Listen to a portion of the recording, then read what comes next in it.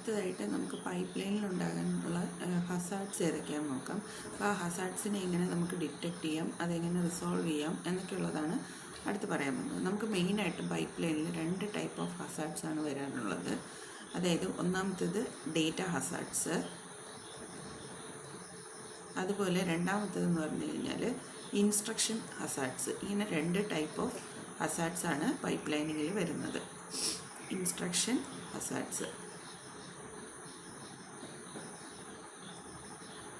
ഈ data hazards എന്ന് പറഞ്ഞു കഴിഞ്ഞാൽ ഒരു ഇൻസ്ട്രക്ഷൻ്റെ ഔട്ട്പുട്ട് മറ്റൊരു ഇൻസ്ട്രക്ഷൻ്റെ ഇൻപുട്ട് ആയിട്ട് കൊടുക്കുന്ന സമയത്ത്, ഇപ്പോൾ ഒരു ഇൻസ്ട്രക്ഷൻ മറ്റൊരു ഇൻസ്ട്രക്ഷനെ ഡിപ്പെൻഡ് ചെയ്ത് വരുന്ന ടൈമിൽ വരുന്ന ഹസാർഡിനെയാണ് നമ്മൾ ഡേറ്റ ഹസാർഡ് എന്ന് പറയുന്നത്. അപ്പോൾ അതിനൊരു എക്സാമ്പിൾ എന്ന് പറഞ്ഞു കഴിഞ്ഞാൽ, ഇപ്പോൾ സപ്പോസ് നമ്മളിങ്ങനെ കൊടുക്കുകയാണ്, എ എന്ന് പറയുന്ന ഒരു വേരിയബിളിലേക്ക് 3+a കൊടുക്കുന്നു. ദെൻ അതുപോലെ തന്നെ ബി എന്നുള്ള വേരിയബിളിലേക്ക് 4 × a എന്ന് കൊടുക്കുന്നു. സോ അപ്പോൾ ഈ ഒരു 2 ഇൻസ്ട്രക്ഷൻ നമുക്ക് എക്സിക്യൂട്ട് ചെയ്യണമെങ്കിൽ ആദ്യം നമ്മൾ എയുടെ വാല്യൂവിനെ അപ്ഡേറ്റ് ചെയ്യുന്നുണ്ട്. അപ്ഡേറ്റ് ചെയ്തതിന് ശേഷമാണ് ബിയുടെ വാല്യൂ ആ എ യൂസ് ചെയ്താണ് കാൽക്കുലേറ്റ് ചെയ്തിരിക്കുന്നത്. അപ്പോൾ ഇതൊരു കാരണവശാലും നമുക്ക് എന്ത് ചെയ്യാൻ പറ്റില്ല, ഇതിൻ്റെ ഓർഡർ ചേഞ്ച് ചെയ്യാൻ പറ്റത്തില്ല. ആദ്യത്തെ ഇൻസ്ട്രക്ഷൻ കഴിഞ്ഞ് രണ്ടാമത്തെ ഇൻസ്ട്രക്ഷൻ വർക്ക് ചെയ്താൽ മാത്രമേ നമുക്ക് ഈ ഒരു കറക്റ്റ് റിസൾട്ടിലേക്ക് എത്തിച്ചേരാൻ പറ്റത്തുള്ളൂ. അപ്പോൾ ഇതിനെയാണ് നമ്മൾ ഡേറ്റ ഹസാർഡ് എന്ന് പറയുന്നത് ആക്ച്വലി. ഓക്കെ, അപ്പോൾ അതായത് ആദ്യത്തെ ആ ഒരു ഓപ്പറേഷൻ്റെ ഔട്ട്പുട്ടിന് ഡിപ്പെൻഡ് ചെയ്യുന്നുണ്ട് രണ്ടാമത്തെ ഓപ്പറേഷൻ എന്ന് പറയുന്നത്. ഓക്കെ, അപ്പോൾ അതിനൊരു എക്സാമ്പിൾ നമ്മളിപ്പോൾ ഒരു ഇൻസ്ട്രക്ഷൻ വെച്ച് നമ്മൾ ചെയ്ത് നോക്കുകയാണെങ്കിൽ, ഇപ്പം മള്ള് കൊടുക്കാം, മൾട്ടിപ്ലിക്കേഷൻ R2 R3, R4. ഇതിൻ്റെ മീനിങ് എന്ന് പറഞ്ഞാൽ R2 രജിസ്റ്റർ 2ലും 3ലും ഉള്ള കണ്ടൻസിനെ തമ്മിൽ മൾട്ടിപ്ലൈ ചെയ്തിട്ട് അത് രജിസ്റ്റർ 4ലേക്ക് സ്റ്റോർ ചെയ്യുന്നു. സ്റ്റോർ ചെയ്തതിന് ശേഷം നമ്മൾ R5ൻ്റെയും R4ൻ്റെയും കണ്ടൻറ്റിനെ തമ്മിൽ ആഡ് ചെയ്തിട്ട് R6ലേക്ക് എടുക്കുന്നു. ഓക്കെ, ഇപ്പോൾ ഇങ്ങനെ 2 ഇൻസ്ട്രക്ഷൻസ് ഉണ്ടെന്ന് വിചാരിക്കാം.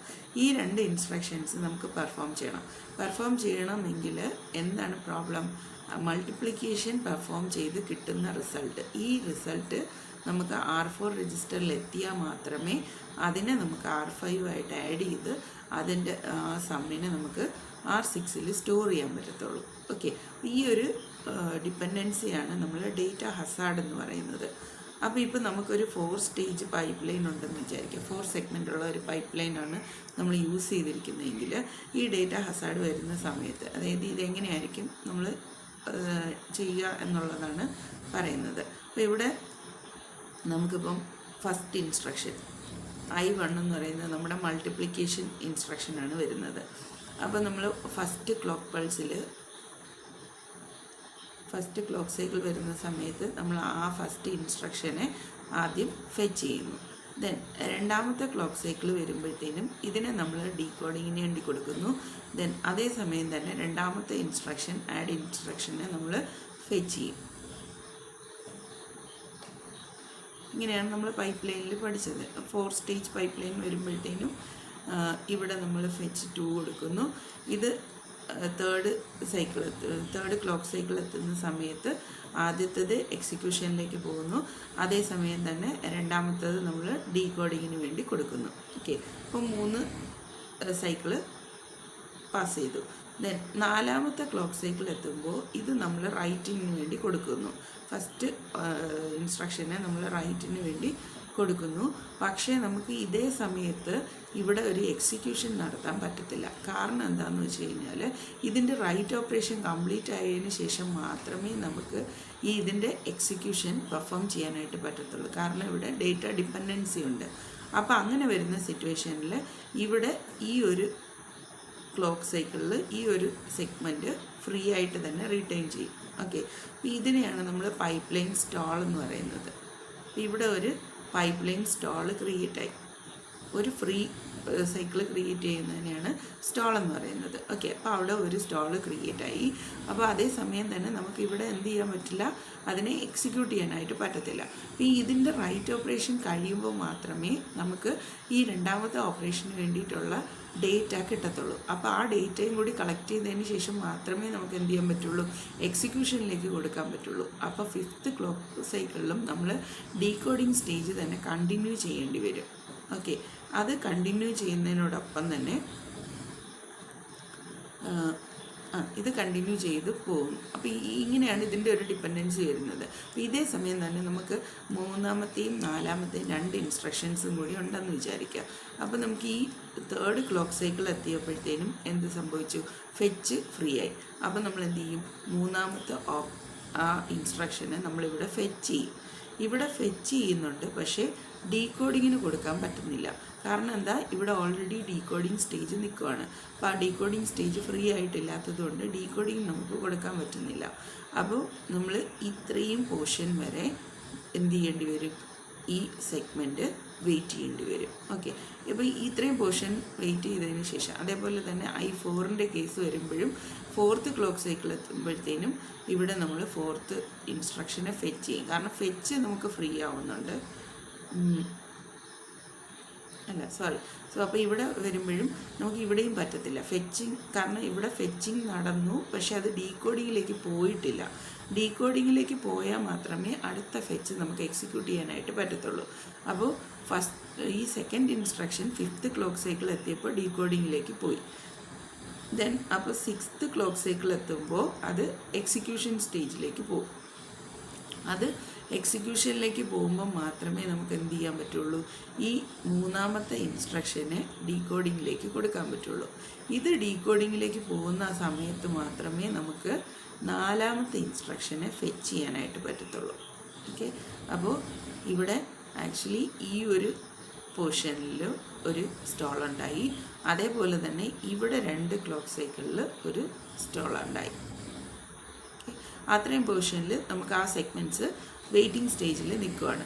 ദെൻ അടുത്ത് 7th ക്ലോക്ക് സൈക്കിൾ എത്തുമ്പോഴത്തേനും 7th ക്ലോക്ക് സൈക്കിൾ എത്തുമ്പോൾ ഇവിടുത്തെ എക്സിക്യൂഷൻ കഴിഞ്ഞിട്ട് അതിന് നമ്മൾ 2nd ഇൻസ്ട്രക്ഷനെ റൈറ്റിങ്ങിലേക്ക് കൊടുക്കുന്നു. അതേസമയം തന്നെ ഈ 3rd ഇൻസ്ട്രക്ഷനെ എക്സിക്യൂഷന് വേണ്ടി കൊടുക്കുന്നു. And at the same time നമുക്കിവിടെ 4th ഇൻസ്ട്രക്ഷൻ ഡീകോഡിങ്ങിന് വേണ്ടി പോകുന്നു. ദെൻ അടുത്ത് 8ാമത്തെ വരുമ്പോഴത്തേനും 8ാമത്തെ ക്ലോക്ക് സൈക്കിളിൽ ഇവിടെ 3ാമത്തെ ഇൻസ്ട്രക്ഷൻ നേരെ റൈറ്റിന് പോകുന്നു. ദെൻ 4ാമത്തെ ഇൻസ്ട്രക്ഷൻ എക്സിക്യൂഷന് വേണ്ടി കൊടുക്കുന്നു. ദെൻ 9ാമത്തെ ക്ലോക്ക് സൈക്കിൾ എത്തുമ്പോൾ ഇവിടെ ലാസ്റ്റ് ഇൻസ്ട്രക്ഷൻ്റെ റൈറ്റ് കംപ്ലീറ്റ് ചെയ്യുന്നു. ഓക്കെ, അപ്പോൾ അങ്ങനെ 9 ക്ലോക്ക് സൈക്കിൾ എടുത്തിട്ടാണ് നമ്മൾ ഈ 4 ഇൻസ്ട്രക്ഷൻസിൻ്റെ എക്സിക്യൂഷൻ കംപ്ലീറ്റ് ചെയ്തത്. പക്ഷേ പ്രോബ്ലം എന്ത് വന്നു? ഇതിൻ്റെ എക്സിക്യൂഷൻ ഇടയിൽ നമുക്ക് ഇവിടെ ശരിക്കും പറഞ്ഞാൽ 3 പൈപ്പ് ലൈൻ സ്റ്റോള് ക്രിയേറ്റ് ആയി. ഓക്കെ, അപ്പോൾ അത്രയും ടൈം നമ്മൾ യൂട്ടിലൈസ് ചെയ്യാതെ പോവുകയാണ് ചെയ്യുന്നത്.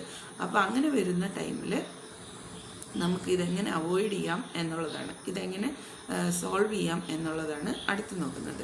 ഇപ്പം നമ്മുടെ ഇവിടുത്തെ കേസ് അനുസരിച്ച് ഈ 2 ഇൻസ്ട്രക്ഷൻസിലും നമ്മൾ ഓപ്പറാൻഡ്സ് യൂസ് ചെയ്യുന്നതെല്ലാം തന്നെ എന്താണ്? രജിസ്റ്റേഴ്സാണ്. അപ്പോൾ രജിസ്റ്റേഴ്സിലേക്കാണ് നമ്മൾ റൈറ്റ് ബാക്ക് കൊടുക്കുന്നത്. അതല്ല മെമ്മറിയിലേക്കാണെങ്കിലും റൈറ്റ് ബാക്ക് കൊടുക്കുന്നുണ്ടെന്ന് വിചാരിക്കുക.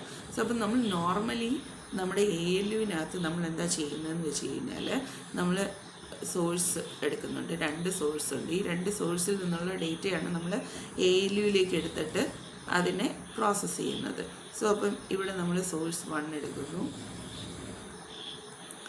ദെൻ രണ്ടാമത്തത് സോഴ്സ് 2 ഡേറ്റ എടുക്കുന്നു. ഇതെല്ലാം രജിസ്റ്റർ ബാങ്കുമായിട്ട് കണക്റ്റഡ് ആണെന്ന് വിചാരിക്കുക. അപ്പോൾ കാരണം രജിസ്റ്റേഴ്സിൽ നമ്മൾ എടുക്കാൻ വേണ്ടിയിട്ടാണ്. ഇതൊക്കെ നമ്മൾ കഴിഞ്ഞ മൊഡ്യൂളിൽ പഠിച്ചതാണ്. സോ രജിസ്റ്റർ ബാങ്കുമായിട്ട് കണക്റ്റഡ് ആണ്. അപ്പോൾ അതുകൊണ്ട് തന്നെ അവിടെ നിന്നുള്ള ഡേറ്റ ആക്സസിങ്ങും അവിടേക്കുള്ള ഡേറ്റ സ്റ്റോറേജും എല്ലാം നമുക്കിവിടെ ചെയ്യാൻ പറ്റും. ഇത് ഫസ്റ്റ് 1 സോഴ്സ് 1ഉം സെക്കൻഡ് 1 സോഴ്സ് 2 രണ്ടാമത്തെ സോഴ്സ് 1. ഓക്കെ, ദെൻ ഈ രജിസ്റ്റർ ഫയലിൽ നിന്ന് അല്ലെങ്കിൽ ഈ ഒരു രജിസ്റ്റർ ബാങ്കിലേക്കാണ് നമ്മൾ ഈ ALUവിൻ്റെ ഔട്ട്പുട്ടിനെ സ്റ്റോർ ചെയ്യുന്നത്. ഓക്കെ, സോ അപ്പം നമ്മുടെ ഡെസ്റ്റിനേഷൻ നമ്മൾ ഏതാണെന്ന് ഇവിടെ സെലക്ട് ചെയ്യുന്നതനുസരിച്ച് ആ കറസ്പോണ്ടിങ് രജിസ്റ്റർ ബാങ്കിലേക്ക് അല്ലെങ്കിൽ ആ രജിസ്റ്റർ ഫയലിലേക്ക് നമ്മൾ റൈറ്റ് ചെയ്യുകയാണ് ചെയ്യുന്നത്. അപ്പോൾ അതേസമയം തന്നെ ഈ S1ഉം S2ഉം നമുക്കുണ്ട്. ഈ S1നെയും S2നെയും നമ്മൾ ALUവിലേക്ക് കൊടുക്കുന്നുമുണ്ട്. ഓക്കെ, ALUവിലേക്ക് കൊടുക്കുന്ന സമയത്ത് നമ്മൾ എന്ത് ചെയ്യുമെന്ന് വെച്ച് കഴിഞ്ഞാൽ ഇവിടെ ഒരു അഡീഷണൽ കാര്യം കൂടി ചെയ്യുന്നു. അപ്പോൾ ഇവിടെയാണ് നമുക്കിവിടെ ALU വരുന്നുണ്ട്. ഇത് നമ്മുടെ ALU ആണെന്ന് അസ്യൂം ചെയ്യാം. സോ ഇവിടെ ALU ആണ്. അപ്പോൾ നമ്മൾ ഇവിടെ നിന്നുള്ള ഫസ്റ്റ് ഓപ്പറാൻഡും സെക്കൻഡ് ഓപ്പറാൻഡും ALUയിലേക്ക് നമ്മൾ കൊടുക്കുന്നുണ്ട്. സോഴ്സ് 1 നിന്നും സോഴ്സ് 2 നിന്നും ALUയിലേക്ക് കൊടുക്കുന്നുണ്ട്. അപ്പോൾ ALU അതെന്താണോ പ്രോസസ്സ് ചെയ്യേണ്ടതെന്ന് വെച്ച് കഴിഞ്ഞാൽ ചെയ്തതിന് ശേഷം അവിടുന്ന് റിസൾട്ട് പ്രൊഡ്യൂസ് ചെയ്യുന്നു. ആ റിസൾട്ടിനെ നമ്മൾ രജിസ്റ്ററിലേക്ക് അപ്ഡേറ്റ് ചെയ്യാനായിട്ട് കൊടുക്കുന്നു. സോ അപ്പോൾ ആക്ച്വലി നമ്മുടെ ഈ ഒരു പൈപ്പ് ലൈൻ സ്റ്റോള് വരാൻ കാരണം എന്താണെന്ന് വെച്ച് കഴിഞ്ഞാൽ ആ രജിസ്റ്ററിലേക്ക് റൈറ്റ് ചെയ്തതിന് ശേഷം മാത്രമേ നമുക്ക് അടുത്തതിലേക്ക് യൂസ് ചെയ്യാനായിട്ട് നമ്മൾ എടുക്കുന്നുള്ളൂ. അപ്പോൾ അതുകൊണ്ടാണ് ആ ഒരു സ്റ്റോള് വന്നിരിക്കുന്നത്. അപ്പോൾ അത് അവോയ്ഡ് ചെയ്യാൻ വേണ്ടി നമ്മൾ എന്ത് ചെയ്യുമെന്ന് വെച്ച് കഴിഞ്ഞാൽ നമുക്ക് ഈ റിസൾട്ടിനെ സ്റ്റോറേജിന് വിടുന്നതിന് പകരമായിട്ട് നമുക്ക് എന്ത് ചെയ്യാം, ഈ റിസൾട്ട് തന്നെ ഫീഡ്ബാക്ക് ചെയ്തിട്ട് ഈ റിസൾട്ടിനെ തന്നെ ഫീഡ്ബാക്ക് ചെയ്ത് സോഴ്സ് 1ലേക്കോ സോഴ്സ് 2ലേക്കോ കൊടുക്കാനുള്ള ഒരു പ്രൊവിഷൻ നമ്മൾ ആഡ് ചെയ്യുന്നുണ്ട്. ഇതിനെയാണ് നമ്മൾ ഓപ്പറാൻഡ് ഫോർവേഡിങ് എന്ന് പറയുന്നത്. ഓപ്പറാൻഡ് ഫോർവേഡിങ്, അതായത് നമ്മൾ ഒരു ഇൻസ്ട്രക്ഷൻ്റെ എക്സിക്യൂഷൻ കംപ്ലീറ്റ് ചെയ്തു, നമുക്ക് അടുത്ത ഇൻസ്ട്രക്ഷന് വേണ്ടിയിട്ടുള്ള അത് ഓപ്പറാൻഡാണ് ഇപ്പോൾ കിട്ടിയത്. അപ്പോൾ നമ്മൾ അതിനെ സ്റ്റോറേജിന് വേണ്ടി വിടുന്നതിന് പകരം അല്ലെങ്കിൽ റൈറ്റിന് വിടുന്നതിന് പകരം അതിനെ തന്നെ നമ്മൾ ഓപ്പറാൻഡ് ഫോർവേഡ് ചെയ്ത് ALUയിലേക്ക് തിരിച്ചു കൊടുക്കുകയാണെങ്കിൽ നമുക്ക് എന്ത് ചെയ്യാൻ പറ്റും, അടുത്ത ഇൻസ്ട്രക്ഷനെ ഉടനെ തന്നെ എക്സിക്യൂട്ട് ചെയ്യാനായിട്ട് പറ്റും. ആ റൈറ്റിന് വേണ്ടി നമ്മൾ വെയിറ്റ് ചെയ്യേണ്ടി വരില്ല. അപ്പോൾ ഇങ്ങനെ നമ്മളൊരു അഡീഷണൽ ഇത് ഫീച്ചർ കൊടുക്കുന്നതിനെയാണ് നമ്മൾ ഓപ്പറാൻഡ് ഫോർവേഡിങ് എന്ന് പറയുന്നത്. ഓക്കെ, അപ്പോൾ ഇവിടെ ഈ ഒരു ഓപ്പറാൻഡ് ഫോർവേഡിങ് നമ്മൾ കൊടുത്തു കഴിഞ്ഞാൽ ആ എക്സിക്യൂഷൻ്റെ ഈ ഒരു സ്റ്റോള് നമുക്ക് അവോയ്ഡ് ചെയ്യാനായിട്ട് പറ്റും.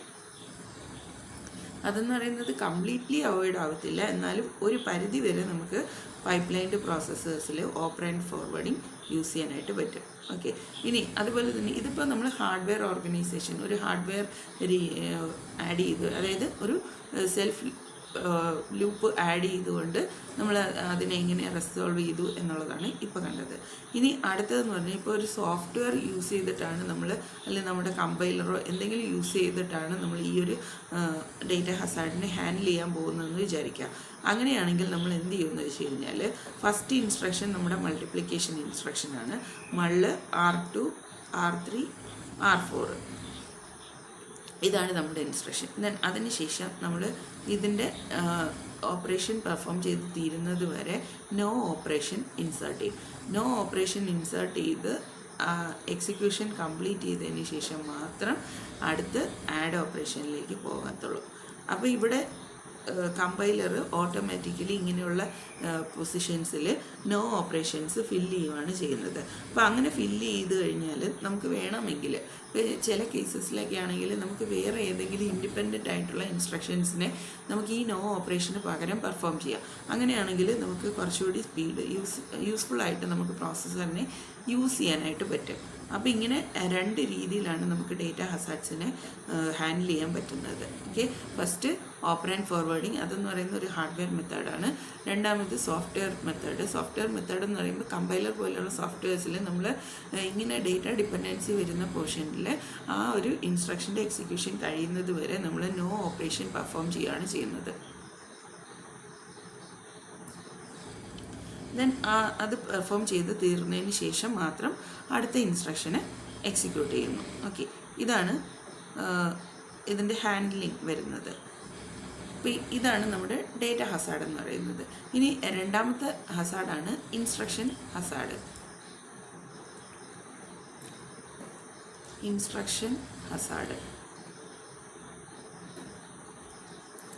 ഇൻസ്ട്രക്ഷൻ ഹസാർഡ് എന്ന് പറയുമ്പോഴത്തേനും നമുക്ക് കൂടുതലും വരുന്നത് ബ്രാഞ്ചിങ് ഇൻസ്ട്രക്ഷൻസിൻ്റെ കേസിലാണ് വരുന്നത്. ഇപ്പോൾ ബ്രാഞ്ചിങ് ഇൻസ്ട്രക്ഷൻ നമുക്കറിയാം, ഇപ്പോൾ ഒരു സീക്വൻഷ്യലായിട്ട്, അതായത് അടുത്തടുത്ത പ്രോഗ്രാമിലുള്ള ഓരോരോ ഇൻസ്ട്രക്ഷനായിട്ട് എക്സിക്യൂട്ട് ചെയ്യുന്നതിനാണ് നമ്മൾ സീക്വൻഷ്യലി എക്സിക്യൂഷൻ എന്നൊക്കെ പറയുന്നത്.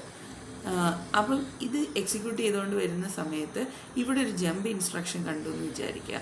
ജമ്പ് കണ്ടു കഴിഞ്ഞാൽ നമ്മൾ ഈ നോർമൽ എക്സിക്യൂഷനെ അവോയ്ഡ് ചെയ്തിട്ട് നമ്മൾ വേറെ ഏതെങ്കിലും ഒരു പൊസിഷനിലേക്ക് ജമ്പ് ചെയ്യേണ്ടി വരും. അപ്പോൾ ഇവിടുത്തെ കേസിലെന്ന് പറഞ്ഞാൽ PC-യുടെ അപ്ഡേഷന് കാര്യങ്ങളും എല്ലാം വരുന്നുണ്ട്. അപ്പം PC അപ്ഡേറ്റ് ചെയ്തതിന് ശേഷം നമ്മൾ പിന്നെ ഫെച്ച് ചെയ്യേണ്ട ഇൻസ്ട്രക്ഷൻ എന്ന് പറയുന്നത് ഈ ഇൻസ്ട്രക്ഷനാണ്. അപ്പോൾ ഇതിപ്പോൾ നമ്മളിപ്പോൾ I1 I2 I3 ഇങ്ങനെ പോകുന്ന ഇൻസ്ട്രക്ഷൻസ് ആണ്. ദെൻ നമ്മളിവിടുന്ന് ജമ്പ് ചെയ്ത് IK പോകുന്നു. ദെൻ അതിൻ്റെ അടുത്ത ഇൻസ്ട്രക്ഷൻ IK+1 ഇൻസ്ട്രക്ഷൻ. അങ്ങനെയാണ് നമ്മൾ എക്സിക്യൂട്ട് ചെയ്യേണ്ടത് എന്ന് വിചാരിക്കുക. സോ അപ്പോൾ അൺകണ്ടീഷണൽ ബ്രാഞ്ചസ് വരുന്ന കേസിൽ ഇപ്പോൾ നമുക്കൊരു 2 സെഗ്മെൻറ്റ് പൈപ്പ് ലൈൻ ആണുള്ളതെന്ന് വിചാരിക്കുക. ഇപ്പോൾ 2 സെഗ്മെൻറ്റ് പൈപ്പ് ലൈനിൽ ഫെച്ചും എക്സിക്യൂട്ടും മാത്രം ഉള്ള ഒരു പൈപ്പ് ലൈനാണ് നമ്മളിപ്പോൾ കൺസിഡർ ചെയ്യുന്നതെന്ന് വിചാരിക്കുക. അപ്പോൾ ഇതിൻ്റെ ഈ ഒരു ബ്രാഞ്ച് ഇൻസ്ട്രക്ഷൻ എങ്ങനെയായിരിക്കും വരിക എന്നുള്ളതാണ് നമ്മളിപ്പോൾ നോക്കാൻ പോകുന്നത്. ഓക്കെ, അപ്പോൾ അതിൽ നമുക്ക് I1 ആണ്. I1 first instruction. I2 എന്ന് പറയുന്നതാണ് നമ്മുടെ ബ്രാഞ്ച് ഇൻസ്ട്രക്ഷൻ എന്ന് വിചാരിക്കുക. സോ ബ്രാഞ്ച് ഇൻസ്ട്രക്ഷൻ I2 വരുന്നു. ദെൻ I3 ഉണ്ട്, IK വരുന്നുണ്ട്, IK+1 വരുന്നുണ്ട്. ഓക്കെ, സോ അപ്പം ഇതെങ്ങനെയാണ് എക്സിക്യൂഷൻ വരുന്നതെന്ന് നോക്കാം. 2 സ്റ്റേജേ ഉള്ളൂ പൈപ്പ് ലൈനിന് വേണ്ടി. അപ്പോൾ ഫസ്റ്റ് ക്ലോക്ക് സൈക്കിൾ വരുമ്പോഴത്തേനും നമ്മൾ എന്ത് ചെയ്യും? ഫസ്റ്റ് ക്ലോക്ക് സൈക്കിളിൽ ആദ്യത്തെ ഇൻസ്ട്രക്ഷനെ ഫെച്ച് ചെയ്യും. ദെൻ രണ്ടാമത്തെ ക്ലോക്ക് സൈക്കിൾ വരുമ്പോൾ അതിനെ എക്സിക്യൂട്ട് ചെയ്യാൻ കൊടുത്തതിന് ശേഷം ഈ നെക്സ്റ്റ് സെക്കൻഡ് ഇൻസ്ട്രക്ഷനെ ഫെച്ച് ചെയ്തു. ദെൻ അതിനെ എക്സിക്യൂഷന് വേണ്ടിയിട്ട് കൊടുക്കുന്നു in third clock cycle. So same time third clock സൈക്കിളിൽ നമ്മൾ മൂന്നാമത്തെ ഇൻസ്ട്രക്ഷനെ ഫെച്ച് ചെയ്യുന്നു. ഓക്കെ, മൂന്നാമത്തെ ഇൻസ്ട്രക്ഷനെ ഫെച്ച് ചെയ്തു. അപ്പോഴാണ് ഇതിൻ്റെ ഈ എക്സിക്യൂഷൻ കംപ്ലീറ്റ് ആയത്. സെക്കൻഡ് എക്സിക്യൂഷൻ കംപ്ലീറ്റ് ആയ സമയത്ത് നമുക്ക് മനസ്സിലായി ഇതൊരു ബ്രാഞ്ച് ഇൻസ്ട്രക്ഷനാണ് എന്ന് മനസ്സിലായി. സോ അപ്പോൾ ബ്രാഞ്ച് ഇൻസ്ട്രക്ഷൻ ആണെന്ന് മനസ്സിലായി കഴിയുമ്പോൾ ഈ മൂന്നാമത് ഫെച്ച് ചെയ്ത ഇൻസ്ട്രക്ഷൻ നമുക്ക് യൂസ് ചെയ്യാൻ പറ്റില്ല. അത് നമ്മൾ കംപ്ലീറ്റ്ലി അവോയ്ഡ് ചെയ്യേണ്ടി വരും. അപ്പോൾ നമ്മൾ എന്ത് ചെയ്യും? ഈ ഒരു ഇൻസ്ട്രക്ഷനെ നമ്മൾ അവോയ്ഡ് ചെയ്യുകയാണ് ചെയ്യുന്നത്. ഓക്കെ, അപ്പോൾ അവോയ്ഡ് ചെയ്യാമെന്ന് പറയുമ്പോഴത്തേനും എന്താ ചെയ്യുക? ഈ ഫോർത്ത് ക്ലോക്ക് സൈക്കിൾ എത്തുമ്പോൾ ഇവിടുന്ന് ഫെച്ച് ചെയ്ത ഇൻസ്ട്രക്ഷനെ നമ്മൾ എടുത്തിട്ടില്ല. അപ്പോൾ എടുത്തിട്ടില്ലാത്തത് കൊണ്ട് ഫെച്ചിങ്ങിലേക്ക് പോകാൻ പറ്റുന്നില്ല. ദെൻ ഫോർത്ത് ക്ലോക്ക് സൈക്കിൾ എത്തുമ്പോഴത്തേനും നമുക്ക് ഇതിൻ്റെ ഇവിടെ വെച്ച് നമുക്ക് ടാർഗറ്റ് അഡ്രസ്സ് കിട്ടുന്നു. ടാർഗറ്റ് അതായത് എങ്ങോട്ടേക്കാണ് ജമ്പ് ചെയ്യേണ്ടതെന്നുള്ള ടാർഗറ്റ് അഡ്രസ്സ് കിട്ടിക്കഴിഞ്ഞാൽ നമുക്ക് എന്ത് ചെയ്യാൻ പറ്റും? kth ഇൻസ്ട്രക്ഷനെ ഫെച്ച് ചെയ്യാൻ പറ്റും. അപ്പോൾ FK ആണ് ഇവിടെ പെർഫോം ചെയ്യുന്നത്. ദെൻ ഫിഫ്ത്ത് ക്ലോക്ക് സൈക്കിൾ വരുന്ന സമയത്ത് ഈ kth ഇൻസ്ട്രക്ഷനെ നമ്മൾ എക്സിക്യൂഷന് വേണ്ടി കൊടുക്കുന്നത് കൊണ്ട് ഇവിടെ നമുക്ക് K+1 ഇൻസ്ട്രക്ഷനെ ഫെച്ച് ചെയ്യാനായിട്ട് പറ്റും. ഓക്കെ, ദെൻ അടുത്ത 6th ക്ലോക്ക് സൈക്കിൾ എത്തുമ്പോഴത്തേനും നമ്മളിവിടെ എക്സിക്യൂട്ട് ചെയ്യും. K+1 ഇൻസ്ട്രക്ഷനെ എക്സിക്യൂട്ട് ചെയ്യും. അപ്പോൾ ഇവിടെ വരുന്ന സമയത്ത് എക്സിക്യൂഷൻ യൂണിറ്റ് ഈ ഒരു പോർഷനിൽ ഐഡിലായിട്ട് നിൽക്കും. ഈ ഒരു പോർഷനിൽ, അതായത് ഈ ഒരു ഭാഗം വരുന്ന സമയത്ത്, കാരണം ഇതിനെ നമുക്ക് എടുക്കാൻ പറ്റത്തില്ല. കാരണം ഇതൊരു ബ്രാഞ്ച് ഇൻസ്ട്രക്ഷൻ ആണെന്ന് ഇവിടെ എത്തിയപ്പോൾ ഐഡൻറ്റിഫൈ ചെയ്തു. ബ്രാഞ്ച് ആണെങ്കിൽ പിന്നെ നമുക്ക് എക്സിക്യൂട്ട് ചെയ്യേണ്ടത് ആ kth ഇൻസ്ട്രക്ഷനെയാണ് എക്സിക്യൂട്ട് ചെയ്യേണ്ടത്. അപ്പോൾ അതുകൊണ്ട് ഇവിടെ ഫെച്ച് ചെയ്ത ഇൻസ്ട്രക്ഷൻ നമുക്ക് യൂസ് ചെയ്യാൻ പറ്റാണ്ടാവുന്നു. അപ്പോൾ ഇവിടെ ശരിക്കും പറഞ്ഞാൽ എക്സിക്യൂഷൻ യൂണിറ്റ് ഐഡിലായിട്ട് നിൽക്കുകയാണ് ചെയ്യുന്നത്. ഇവിടെ നമുക്കൊരു പൈപ്പ് ലൈൻ സ്റ്റാൾ ഉണ്ടായി എന്ന് വേണമെങ്കിൽ പറയാൻ പറ്റും. ഓക്കെ, അപ്പോൾ ഇതാണ് നമ്മൾ പറയുന്ന ഇൻസ്ട്രക്ഷൻ ഹസാർഡ് എന്ന് പറയുന്നത്. ഓക്കെ, അപ്പോൾ ഈ ഇതുപോലെ കണ്ടീഷണൽ ആണെങ്കിലും അൺകണ്ടീഷണൽ ആണെങ്കിലും ബ്രാഞ്ചിങ് ഇൻസ്ട്രക്ഷൻസ് വരുന്ന സമയത്ത് എന്ത് സംഭവിക്കും? നമ്മൾ ബ്രാഞ്ച് ആണെന്ന് ഐഡൻറ്റിഫൈ ചെയ്ത് വന്നതിന് ശേഷം മാത്രമേ നമുക്ക് PC-യുടെ കണ്ടൻറ്റ് അപ്ഡേറ്റ് ചെയ്തിട്ട് നമുക്ക് അടുത്ത ഇൻസ്ട്രക്ഷൻ ഫെച്ച് ചെയ്യാൻ പറ്റുള്ളൂ. അപ്പോൾ അതേസമയം തന്നെ സൈമൾട്ടേനിയസ്ലി ഇവിടെ ഫെച്ചിങ് ഓപ്പറേഷൻസ് സീക്വൻഷ്യലി നടന്നുകൊണ്ടിരിക്കുകയും കൂടിയാണ്. അപ്പോൾ അങ്ങനെ വരുന്ന സമയത്ത് നമുക്ക് ടാർഗറ്റ് അഡ്രസ്സ് കാൽക്കുലേറ്റ് ചെയ്യാനായിട്ട് എത്ര ടൈം എടുക്കുന്നുണ്ടോ അത്രയും ടൈമിനുള്ളിൽ വരുന്ന അത്രയും ടൈം നമുക്കൊരു പെനാൽറ്റി ഉണ്ടാവും, അല്ലെങ്കിൽ ആ ഒരു ഡിലേ ഉണ്ടാവും. അതിനെയാണ് നമ്മൾ ബ്രാഞ്ച് പെനാൽറ്റി എന്ന് പറയുന്നത്. Branch penalty. സോ ഈ പെനാൽറ്റി ആണ് നമുക്ക് ഇൻസ്ട്രക്ഷൻ ഹസാർഡായിട്ട് പറയുന്നത്. അപ്പോൾ ഈ ബ്രാഞ്ച് പെനാൽറ്റി നമ്മൾ എത്രത്തോളം മിനിമൈസ് ചെയ്യാൻ പറ്റുമോ അത്രത്തോളം മിനിമൈസ് ചെയ്യുക എന്നുള്ളതാണ് നമുക്കിവിടെ ഒരു റെസൊല്യൂഷനായിട്ട് പറയാൻ പറ്റുന്നത്. അതിന് റിസോൾവ് ചെയ്യാനായിട്ട് നമുക്ക് ചെയ്യാൻ പറ്റുന്ന കാര്യം ബ്രാഞ്ച് പെനാൽറ്റി കുറയ്ക്കുക എന്നുള്ളതാണ്. ഓക്കെ, അതേസമയം പൈപ്പ് ലൈൻ കൂടുന്നതിനനുസരിച്ച് ബ്രാഞ്ച് പെനാൽറ്റി കൂടാനാണ് ചാൻസ് ഉള്ളത്. അതെങ്ങനെയാണെന്ന് നോക്കാം. ഇപ്പം നമ്മളിപ്പോൾ നോക്കിയത് 2 സെഗ്മെൻറ്റുള്ള പൈപ്പ് ലൈൻ വെച്ചിട്ടുള്ള ബ്രാഞ്ച് ഓപ്പറേഷനാണ് നോക്കിയത്. ഇനിയിപ്പം 4 സ്റ്റേജുള്ള നോർമൽ നമ്മൾ നേരത്തെ പഠിച്ചതുപോലെയുള്ള 4 സെഗ്മെൻറ്റ് പൈപ്പ് ലൈനിലാണ് നമ്മൾ ഈ ഒരു ബ്രാഞ്ച് ഇൻസ്ട്രക്ഷൻ എക്സിക്യൂട്ട് ചെയ്യുന്നതെന്ന് വിചാരിക്കാം. അങ്ങനെയാണ് എങ്കിൽ നമ്മൾ ഫസ്റ്റ് ഇൻസ്ട്രക്ഷൻ I1, സെക്കൻഡ് ഇൻസ്ട്രക്ഷനാണ് നമ്മുടെ ബ്രാഞ്ച് ഇൻസ്ട്രക്ഷൻ. അപ്പോൾ ഫസ്റ്റ് ക്ലോക്ക് സൈക്കിൾ എത്തുന്ന സമയത്ത് ഫസ്റ്റ് ഇൻസ്ട്രക്ഷനെ ഫെച്ച് ചെയ്യുന്നു. ദെൻ സെക്കൻഡ് ക്ലോക്ക് സൈക്കിൾ എത്തുന്ന സമയത്ത് ഫസ്റ്റ് ഇൻസ്ട്രക്ഷനെ നമ്മൾ ഡീകോഡിങ്ങിന് വേണ്ടി കൊടുക്കുന്നു. അതേസമയം സെക്കൻഡ് ഇൻസ്ട്രക്ഷനെ നമ്മൾ ഫെച്ച് ചെയ്യുന്നു. ദെൻ തേർഡ് വരുന്ന സമയത്ത് തേർഡിൽ ഇവിടെ നമ്മൾ എക്സിക്യൂഷനിലേക്ക് പോകുന്നു. ഇവിടെ അതിനെ ഡീകോഡിങ് സ്റ്റേജിലേക്ക് വിടുന്നു. ഇപ്പോൾ സപ്പോസ് നമുക്ക് എക്സിക്യൂഷൻ സ്റ്റേജ് കഴിയുമ്പോഴാണ് നമ്മുടെ ബ്രാഞ്ചാണോ അല്ലയോ എന്ന് അറിയുന്നത് എന്ന് വിചാരിക്കുക. അപ്പോൾ ഫോർത്ത് ക്ലോക്ക് സൈക്കിൾ എത്തുമ്പോൾ ഇവിടെ നമ്മൾ റൈറ്റിന് കൊടുക്കുന്നു. അതേ ടൈമിൽ തന്നെ നമ്മുടെ ബ്രാഞ്ച് ഇൻസ്ട്രക്ഷനെ ഇവിടെ എക്സിക്യൂഷന് വേണ്ടി കൊടുക്കുന്നു. അപ്പോൾ ഈ ഫോർത്ത് ക്ലോക്ക് സൈക്കിൾ കംപ്ലീറ്റ് ആവുന്ന സമയത്ത് മാത്രമേ നമുക്ക് എന്തറിയാൻ പറ്റുള്ളൂ, ഈ രണ്ടാമത്തെ ഇൻസ്ട്രക്ഷൻ ഒരു ബ്രാഞ്ച് ഇൻസ്ട്രക്ഷനാണ് എന്ന് അറിയാൻ പറ്റുള്ളൂ. ഇതേ സമയം തന്നെ ഇവിടെ നമുക്ക് എന്ത് നടക്കുന്നുണ്ട്, ഇത് ഡീകോഡിങ്ങിലേക്ക് പോയ ടൈമിൽ നമ്മൾ മൂന്നാമത്തെ ഇൻസ്ട്രക്ഷനെ ഇവിടെ ഫെച്ച് ചെയ്തു. ദെൻ അത് ഡീകോഡിങ്ങിലേക്ക് പോകുന്നു. നെക്സ്റ്റ് ക്ലോക്ക് സൈക്കിൾ എത്തുമ്പോഴത്തേനും അത് ഡീകോഡിങ്ങിലേക്ക് പോകുന്നുണ്ട്. അത് ഡീകോഡിങ്ങിലേക്ക് പോകുമ്പോൾ നേരെ അടുത്ത ഇൻസ്ട്രക്ഷനെ നമ്മളിവിടെ ഫെച്ച് ചെയ്യുന്നു. അപ്പോൾ F4 ഇവിടെ ഫെച്ച് ചെയ്തു. ഓക്കെ, ഇത്ര ആയപ്പോഴാണ് നമ്മൾ അറിയുന്നത് സെക്കൻഡ് ഇൻസ്ട്രക്ഷൻ ബ്രാഞ്ച് ഇൻസ്ട്രക്ഷനാണ് എന്നുള്ളത് മനസ്സിലായത്. അപ്പോൾ അത് മനസ്സിലാക്കി കഴിഞ്ഞ് കഴിഞ്ഞാൽ നമുക്ക് എന്താണ് ഈ അതിനുശേഷം ഈ ബ്രാഞ്ചിങ്ങിന് ശേഷം നമ്മൾ ഈ ഫെച്ച് ചെയ്ത ഈ 2 ഇൻസ്ട്രക്ഷൻസ് യൂസ് ചെയ്യാനായിട്ട് പറ്റത്തില്ല. ഓക്കെ, അപ്പോൾ നമ്മൾ എന്ത് ചെയ്യും, പിന്നെ പുതിയ ഇൻസ്ട്രക്ഷൻ നമ്മൾ ടാർഗറ്റ് അഡ്രസ്സ് കാൽക്കുലേറ്റ് ചെയ്തതിന് ശേഷം kth ഇൻസ്ട്രക്ഷനെയാണ് ഇനി വീണ്ടും ഫെച്ച് ചെയ്യാൻ പോകുന്നത്. ഓക്കെ, അപ്പോൾ അതെപ്പോഴും നടക്കും, അത് ഈ 5th ക്ലോക്ക് സൈക്കിളിലായിരിക്കും അത് നടക്കുന്നത്. കാരണം ഈ ഒരു സെക്കൻഡിൻ്റെ എക്സിക്യൂഷൻ കംപ്ലീറ്റ് ആകുമ്പോഴാണ് നമുക്ക് ബ്രാഞ്ച് ഇൻസ്ട്രക്ഷൻ്റെ അഡ്രസ്സ് കിട്ടുന്നത്. സോ അപ്പം ആ 5th സൈക്കിൾ എത്തിക്കഴിയുമ്പോഴത്തേനും നമുക്ക് kth ഇൻസ്ട്രക്ഷനെ ഫെച്ച് ചെയ്യാനായിട്ട് പറ്റും.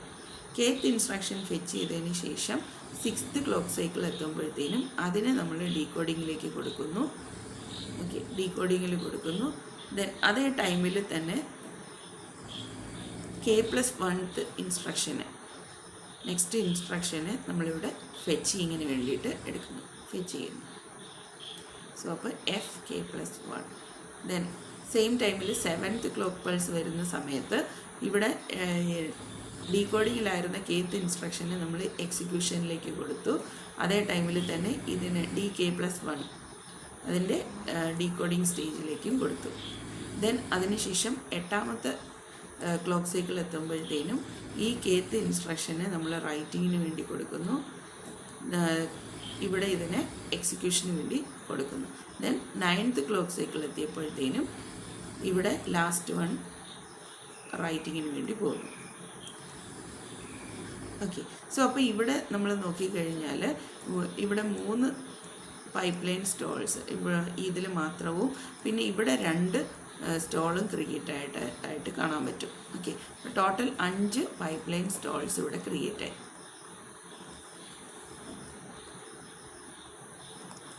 സോ അപ്പം നമ്മുടെ നമ്പർ ഓഫ് സെഗ്മെൻറ്റ്സ് കൂടുന്നതിനനുസരിച്ച് പൈപ്പ് ലൈൻ സെഗ്മെൻറ്റ്സ് കൂടുന്നതിനനുസരിച്ചും നമുക്ക് പൈപ്പ് ലൈൻ സ്റ്റോൾസ് എണ്ണവും കൂടാനാണ് സാധ്യത. അപ്പോൾ ഇത് നമുക്ക് ഇവിടെ നമ്മളിപ്പോൾ ആക്ച്വലി ചെയ്തത് എക്സിക്യൂഷൻ സ്റ്റേജിലാണ് നമ്മൾ ബ്രാഞ്ച് അഡ്രസ്സ് കാൽക്കുലേറ്റ് ചെയ്തത്. അപ്പോൾ ഇതിനെ നമുക്ക് കുറച്ചൊന്ന് റെഡ്യൂസ് ചെയ്യാനായിട്ട് പറ്റും. ബ്രാഞ്ച് പെനാൽറ്റി റെഡ്യൂസ് ചെയ്യുക എന്നുള്ളതാണ് നമ്മുടെ എയിം എന്ന് പറയുന്നത്.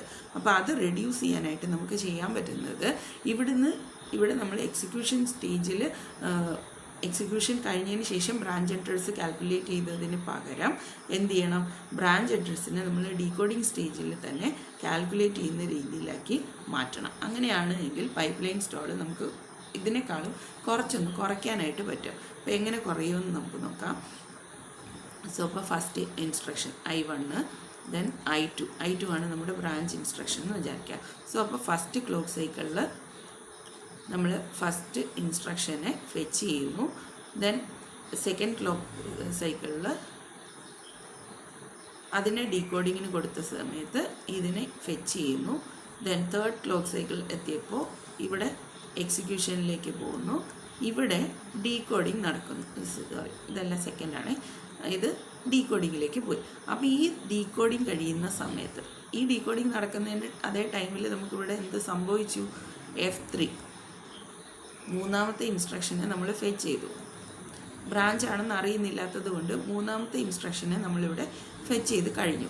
ഓക്കെ, ഇനി അടുത്ത് ഫോർത്ത് ക്ലോക്ക് സൈക്കിൾ എത്തുന്ന സമയത്ത് ഇത് നമ്മൾ റൈറ്റിന് വേണ്ടി കൊടുക്കുന്നു.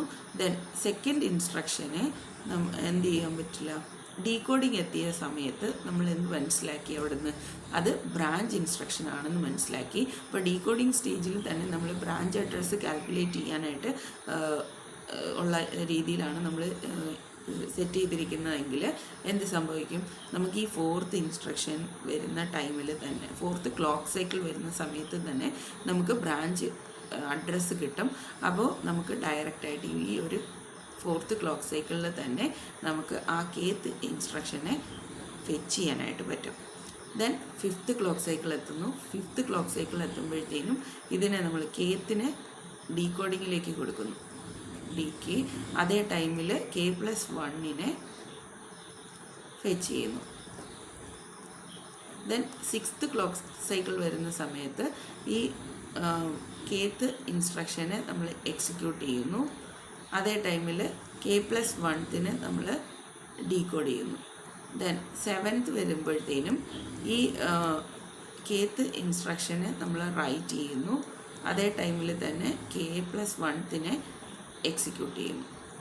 ദെൻ എട്ടാമത്തെ ക്ലോക്ക് സൈക്കിൾ എത്തിയപ്പോഴത്തേനും ലാസ്റ്റ് വൺ നമ്മളിവിടെ റൈറ്റ് ചെയ്യുന്നു.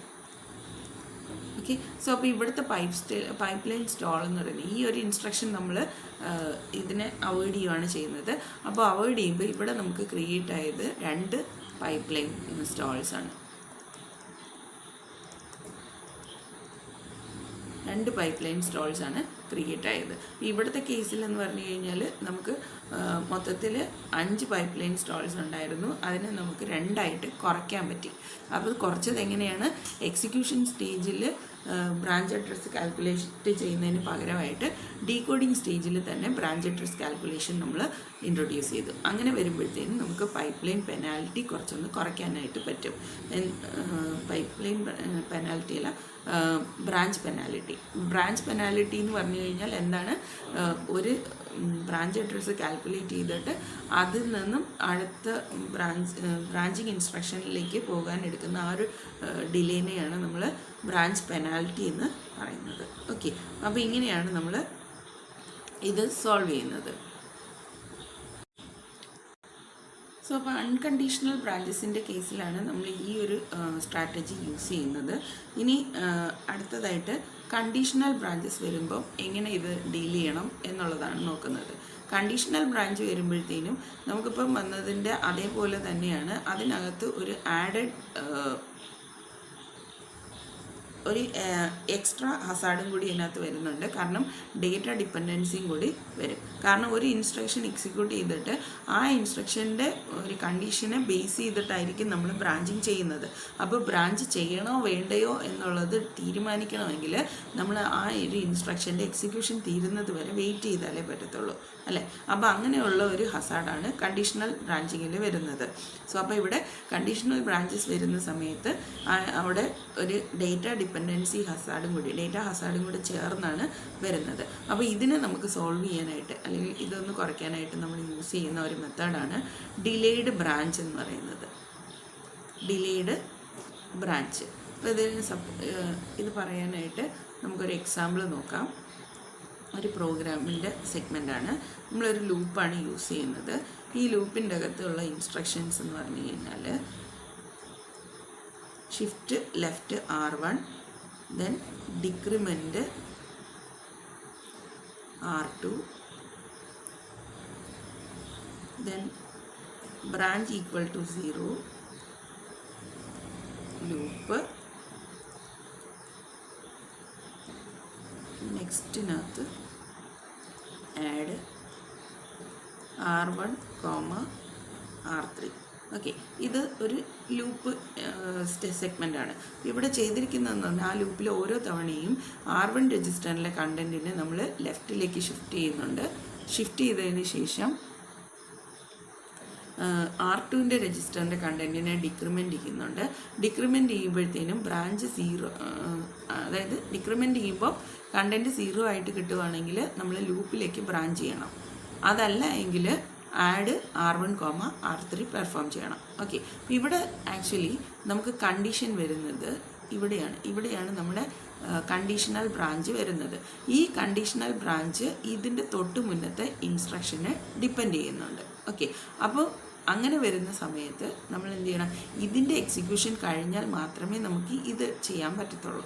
ഓക്കെ, അപ്പോൾ അങ്ങനെ വരുമ്പോൾ ഇത് സ്റ്റോള് ക്രിയേറ്റ് ആവാനുള്ള ചാൻസ് ഉണ്ട്. അപ്പോൾ ആ ഒരു സ്റ്റോള് നമുക്ക് കുറയ്ക്കാൻ വേണ്ടി നമ്മൾ എന്താ ചെയ്യുന്നതെന്ന് വെച്ച് കഴിഞ്ഞാൽ ഈ രണ്ട് ഇൻസ്ട്രക്ഷനെ, അതായത് ഈ ബ്രാഞ്ചിങ്ങിനെ നമ്മൾ കുറച്ചൊന്ന് ഡിലേ ചെയ്യിപ്പിക്കുകയാണ് ചെയ്യുന്നത്. അപ്പോൾ ഇവിടെ നോക്കിയപ്പോൾ ഈ ഫസ്റ്റ് ഇൻസ്ട്രക്ഷൻ എന്ന് പറയുന്നത് ഇൻഡിപെൻഡൻ്റ് ആയിട്ടുള്ള ഇൻസ്ട്രക്ഷനാണ്. അപ്പോൾ നമുക്ക് വേണമെങ്കിൽ ഈ ഇൻസ്ട്രക്ഷൻസിനെ തമ്മിൽ റീ ഓർഡർ ചെയ്യുക എന്ന് പറയുമ്പോഴത്തേനും നമ്മൾ ആദ്യം ഷിഫ്റ്റ് ലെഫ്റ്റ് ചെയ്യുന്നതിന് പകരം ആദ്യമേ തന്നെ ഡിക്രിമെൻറ്റ് R2 ചെയ്യുന്നുണ്ട്. R2നെ ഡിപ്പെൻഡ് ചെയ്ത് മറ്റത് വരുന്നില്ലാത്തത് കൊണ്ട് നമുക്ക് R2നെ ആദ്യം ഡിക്രിമെൻറ്റ് ചെയ്യാം. ഡിക്രിമെൻറ്റ് ചെയ്തതിന് ശേഷം അവിടുത്തെ റിസൾട്ട് 0 ആണോ എന്ന് നോക്കിയിട്ട് 0 ആണെങ്കിൽ ലൂപ്പിലേക്ക് പോകാനായിട്ട് പറയാൻ പറ്റും. ലൂപ്പ് എന്ന് പറയുന്നത് നമ്മുടെ ഈ ഒരു സെയിം അഡ്രസ്സ് തന്നെയാണ് വരുന്നത്. ദെൻ അതിന് ശേഷം ഷിഫ്റ്റ് ലെഫ്റ്റ് നമ്മൾ കൊടുക്കുകയാണ്. ഷിഫ്റ്റ് ലെഫ്റ്റ് ഓപ്പറേഷൻ കൊടുക്കുന്നു. ദെൻ നെക്സ്റ്റ് ഓപ്പറേഷൻ ആഡ് ഇൻസ്ട്രക്ഷനും കൊടുത്തിട്ടുണ്ട്. Add R1, R3. ഇങ്ങനെ ചെയ്താലുള്ള ഗുണം എന്താണെന്ന് വെച്ച് കഴിഞ്ഞാൽ നമ്മൾ ഈ രണ്ട് ഇൻസ്ട്രക്ഷൻസാണ് നമ്മുടെ ബ്രാഞ്ചിങ്ങിന് വരുന്നത്. ഇവിടെ ഈ ഒരു ബ്രാഞ്ചിങ് നടക്കുന്ന ടൈമിൽ അല്ലെങ്കിൽ ആ ഒരു ബ്രാഞ്ച് കാൽക്കുലേഷൻ നടക്കുന്ന സമയത്ത് നമുക്ക് നോർമലി സീക്വൻസിൽ വരുന്ന ഈ ഒരു ഇൻസ്ട്രക്ഷനെ നമ്മൾ എന്ത് ചെയ്യും? ഓൾറെഡി ഫെച്ച് ചെയ്ത് ഡീകോഡ് ചെയ്ത് എടുക്കും. ഓക്കെ, അപ്പോൾ അത് നമുക്ക് സാധാരണ രീതിയിൽ നമ്മൾ ഇതിലൊക്കെ ചെയ്തത് വെച്ച് നോക്കിക്കഴിഞ്ഞാൽ അങ്ങനെ നമ്മൾ ഫെച്ച് ചെയ്യുന്ന ഇൻസ്ട്രക്ഷൻ നമ്മൾ യൂസ് ചെയ്യാതെ ത്രോ ഔട്ട് ചെയ്യുകയാണ് ചെയ്യുന്നത്. അപ്പോൾ അത് നമുക്കൊരു പെനാൽറ്റിയാണ് അല്ലേ. അപ്പോൾ ഇവിടെ അതിന് പകരം നമ്മൾ എന്ത് ചെയ്യുമെന്ന് വെച്ച് കഴിഞ്ഞാൽ ആ ഒരു ബ്രാഞ്ച് പെനാൽറ്റി വരുന്ന ടൈമിലേക്ക് നമ്മൾ യൂസ്ഫുൾ ആയിട്ടുള്ള ഇൻസ്ട്രക്ഷനെ ഫിറ്റ് ചെയ്യുക എന്നുള്ളതാണ്. ഇപ്പോൾ നമ്മൾ നോർമൽ രീതിയിലായിരുന്നെങ്കിൽ ഈ പറയുന്ന സെയിം ഓർഡറിൽ തന്നെയായിരുന്നു എക്സിക്യൂഷൻ നടത്തുന്നതെങ്കിൽ ശരിക്കും പറഞ്ഞാൽ ഈ ആഡ് ഇൻസ്ട്രക്ഷനെ ആയിരിക്കും നമ്മൾ ഓരോ തവണയും ഫെച്ച് ചെയ്ത് കളയേണ്ടി വരുന്നത്. ഓക്കെ, അതേസമയം നമ്മളിപ്പോൾ ഷിഫ്റ്റ് ലെഫ്റ്റിനെ നമ്മൾ അവിടുന്ന് മാറ്റി ഇങ്ങോട്ടേക്ക് കൊടുത്തു കഴിഞ്ഞാൽ ഈ ഒരു ബ്രാഞ്ച് അഡ്രസ് കാൽക്കുലേഷൻ നടക്കുന്ന സമയത്ത് ഈ ഷിഫ്റ്റ് ലെഫ്റ്റ് ഓപ്പറേഷൻ ആയിരിക്കും നമ്മൾ ഫെച്ച് ചെയ്യുന്നത്. അപ്പോൾ അത് നമുക്ക് ഓൾറെഡി പെർഫോം ചെയ്യേണ്ട കാര്യം തന്നെ ആയതുകൊണ്ട് അവിടെ ബ്രാഞ്ചിങ് നടക്കുന്നില്ല. അപ്പോൾ ആ ബ്രാഞ്ചിങ് എപ്പോഴാണ് നടക്കുന്നത്? ഇതിൻ്റെ എക്സിക്യൂഷന് കഴിഞ്ഞ് കഴിയുമ്പോഴേ ഇവിടെ വരത്തുള്ളൂ.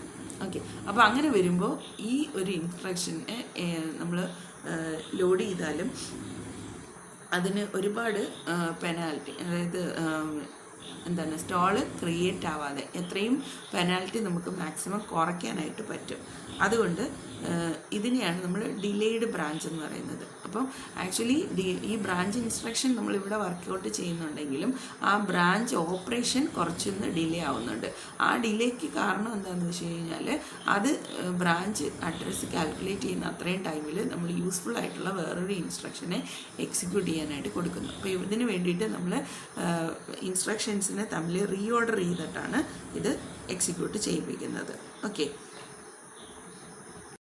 സോ അപ്പോൾ ഈ റീ ഓർഡർ ചെയ്ത ഇൻസ്ട്രക്ഷൻസിൻ്റെ എക്സിക്യൂഷൻ നമ്മൾ നോക്കുമ്പോഴത്തേനും ആദ്യത്തെ ഇൻസ്ട്രക്ഷൻ എന്ന് പറയുന്നത് നമുക്ക് ഡിക്രിമെൻ്റ് ആണ് വരുന്നത്. ദെൻ രണ്ടാമത് വരുന്നത് ബ്രാഞ്ച് ഇൻസ്ട്രക്ഷനാണ് വരുന്നത്. മൂന്നാമത് നമ്മൾ ഷിഫ്റ്റ് ഇൻസ്ട്രക്ഷനാണ് കൊടുത്തിരിക്കുന്നത്. അപ്പോൾ നമ്മൾ ഫസ്റ്റ് ക്ലോക്ക് സൈക്കിൾ എത്തുമ്പോഴത്തേനും ഈ ഡിക്രിമെൻറ്റ് ഇൻസ്ട്രക്ഷനെ നമ്മൾ ഫെച്ച് ചെയ്യുന്നു ഫസ്റ്റ് ക്ലോക്ക് സൈക്കിളിൽ. ദെൻ സെക്കൻഡ് ക്ലോക്ക് സൈക്കിളിൽ അതിനെ എക്സിക്യൂഷന് വേണ്ടി കൊടുക്കുകയാണ്. ഓക്കെ, ദെൻ അതേ ടൈമിൽ തന്നെ നമ്മൾ ബ്രാഞ്ച് ഇൻസ്ട്രക്ഷനെ ഇവിടെ ഫെച്ച് ചെയ്യുന്നുണ്ട്, F2 കൊടുത്തു. Okay, then third clock cycle എത്തുന്ന സമയത്ത് ഇതിനെ നമ്മൾ എക്സിക്യൂട്ട് ചെയ്യുന്നു, സെക്കൻഡ് ബ്രാഞ്ച് ഇൻസ്ട്രക്ഷനെ എക്സിക്യൂട്ട് ചെയ്യുന്നു. അതേ ടൈമിൽ തന്നെ നമ്മൾ ഷിഫ്റ്റ് ഇൻസ്ട്രക്ഷനെ എന്ത് ചെയ്തു? ഫെച്ച് ചെയ്തു, F3. ഓക്കെ, സോ അപ്പം ഇതിനെ നമ്മൾ ഫെച്ച് ചെയ്തു. ദെൻ ഫോർത്ത് വരുന്ന സമയത്ത് ഇവിടെ നമ്മളിതിനെ എക്സിക്യൂട്ട് ചെയ്യാനായിട്ട് കൊടുക്കുന്നു. അതേ ടൈമിൽ തന്നെ നമുക്കിനി വീണ്ടും ബ്രാഞ്ച് കിട്ടിക്കഴിഞ്ഞു. ബ്രാഞ്ച് കിട്ടിക്കഴിയുമ്പോഴത്തേനും നമുക്ക് പോകേണ്ടത് ഡിക്രിമെൻറ്റിലേക്കാണ് പോകേണ്ടത്. അപ്പം അടുത്ത് നമ്മൾ ഫെച്ച് ചെയ്യുന്നത് ഈ ഡിക്രിമെൻറ്റിനെ ആയിരിക്കും ഫെച്ച് ചെയ്യുന്നത്. Okay, then 5th clock cycle എത്തുന്ന സമയത്ത് 5th ക്ലോക്ക് സൈക്കിളിൽ നമ്മൾ ഈ ഡിക്രിമെൻറ്റ് ഓപ്പറേഷനെ എക്സിക്യൂട്ട് ചെയ്യാനായിട്ട് കൊടുക്കുന്നു. ദെൻ അടുത്ത് വരുന്നതെന്ന് പറഞ്ഞാൽ ബ്രാഞ്ചാണ്. അപ്പോൾ അടുത്ത ഈ ബ്രാഞ്ച് ഇൻസ്ട്രക്ഷനെ വീണ്ടും ഫെച്ച് ചെയ്യുന്നു. ദെൻ 6th ക്ലോക്ക് സൈക്കിൾ വരുന്ന സമയത്ത് ഈ ബ്രാഞ്ച് ഇൻസ്ട്രക്ഷൻ നമ്മൾ എക്സിക്യൂട്ട് ചെയ്യുന്നു.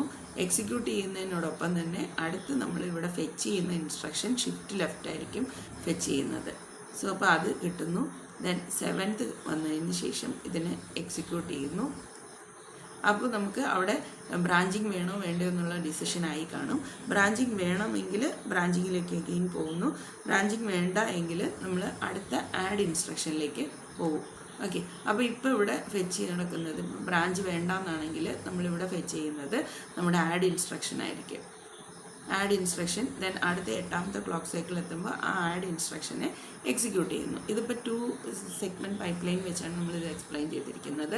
അപ്പോൾ ഇവിടെ ഓരോ തവണയും ഓരോ ബ്രാഞ്ച് ഇൻസ്ട്രക്ഷൻ്റെയും ഈ ഒരു എക്സിക്യൂഷൻ നടക്കുന്ന ടൈമിൽ നമ്മളിവിടെ ഷിഫ്റ്റ് ചെയ്തത് ഇത് ശരിക്കും പറഞ്ഞാൽ നമ്മുടെ ഡിലേ സ്ലോട്ടാണ്. അതായത് ശരിക്കും പറഞ്ഞാൽ നമുക്കിവിടെ ഒരു സ്റ്റോളാണ് വരേണ്ടിയിരുന്നത്. ആ സ്റ്റോളിനെ നമ്മൾ ഡിലേ സ്ലോട്ടാക്കി മാറ്റുകയാണ് ചെയ്തത്. ആ ഒരു ബ്രാഞ്ച് പെനാൽറ്റിയാണ് അല്ലേ.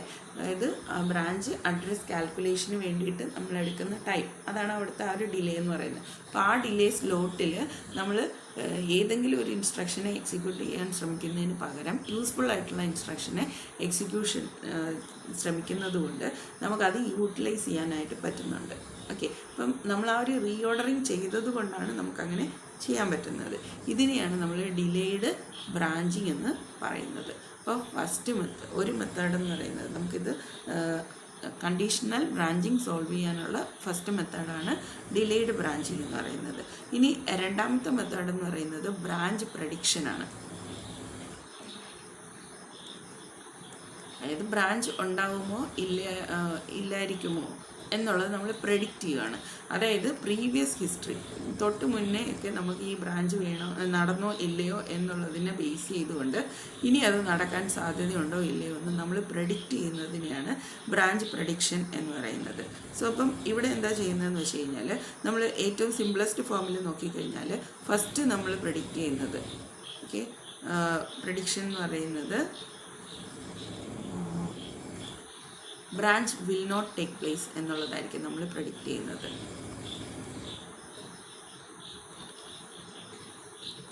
അപ്പോൾ ആ ഒരു പ്രഡിക്ഷൻ്റെ ബേസിലായിരിക്കും നമ്മൾ ഇൻസ്ട്രക്ഷൻസിനെ കണ്ടിന്യൂസ് ആയിട്ടുള്ള ഇൻസ്ട്രക്ഷൻസിനെ ഫെച്ച് ചെയ്യുന്നത്. ഇപ്പോൾ ആ ബ്രാഞ്ച് ഇവാലുവേറ്റ് ചെയ്ത് കഴിയുമ്പോഴത്തേനും നമുക്ക് പ്രെഡിക്റ്റ് ചെയ്തത് കറക്റ്റാണ് എങ്കിൽ നമുക്ക് ആ ഒരു ഫെച്ചിങ് എല്ലാം കറക്റ്റായിട്ട് തന്നെ പോയിക്കൊണ്ടേയിരിക്കും.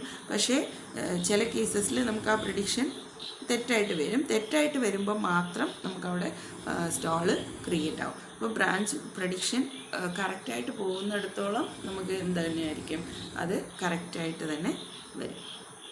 അപ്പോൾ നമുക്ക് അത്രയും ഡിലേ കുറയ്ക്കാനായിട്ട് പറ്റും. പക്ഷേ ബ്രാഞ്ച് പ്രഡിക്ഷൻ കറക്റ്റായിട്ട് എടുക്കുന്നില്ല എങ്കിൽ എന്ത് സംഭവിക്കാനുള്ള ചാൻസ് ഉണ്ട്?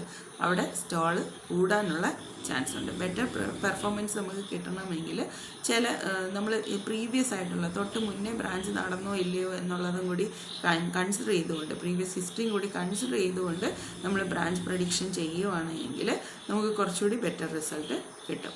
ഓക്കെ, അപ്പം കണ്ടീഷണൽ ബ്രാഞ്ചിങ്ങിന് വേണ്ടിയിട്ട് നമ്മൾ 2 മെത്തേഡ്സ് യൂസ് ചെയ്യുന്നുണ്ട്. ഡിലേഡ് ബ്രാഞ്ചിങ്ങും ഉണ്ട്, ബ്രാഞ്ച് പ്രഡിക്ഷനും ഉണ്ട്. ഓക്കെ, അപ്പോൾ ഇത്രയാണ് നമുക്ക് 3rd മോഡ്യൂളിൽ വരുന്നത്.